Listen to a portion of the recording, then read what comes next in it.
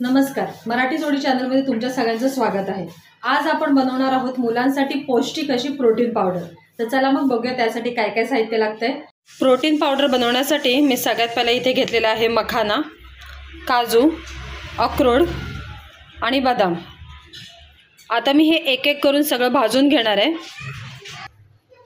सगळ्यात पहिले मी कढई गरम करून घेतली आहे आणि त्याच्यामध्ये टाकते 1 चमचा तूप मखाना भाजण्यासाठी।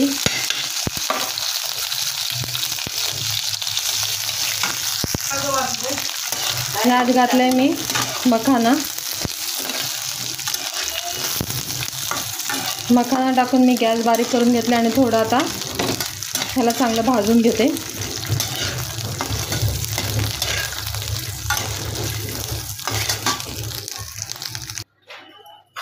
यातच मी आता बदाम टाकते, काजू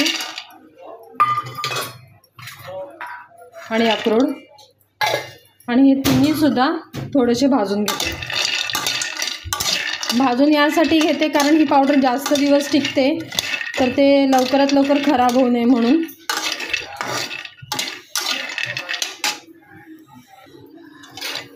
ह्यात पण मी हलकंसं तूप टाकलेलं आहे।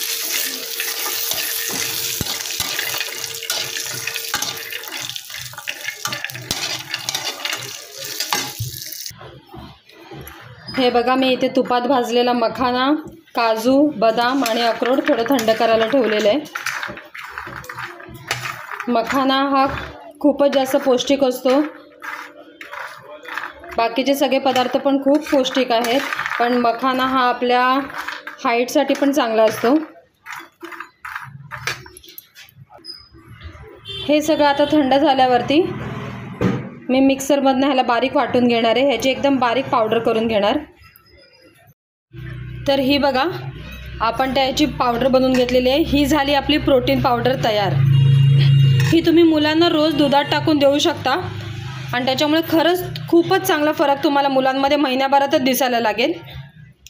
माझा मुलगा ही प्रोटीन पावडर डायरेक्ट दुधामध्ये टाकून पित नाही, त्याला काही ना काहीतरी चॉकलेटी लागतंच।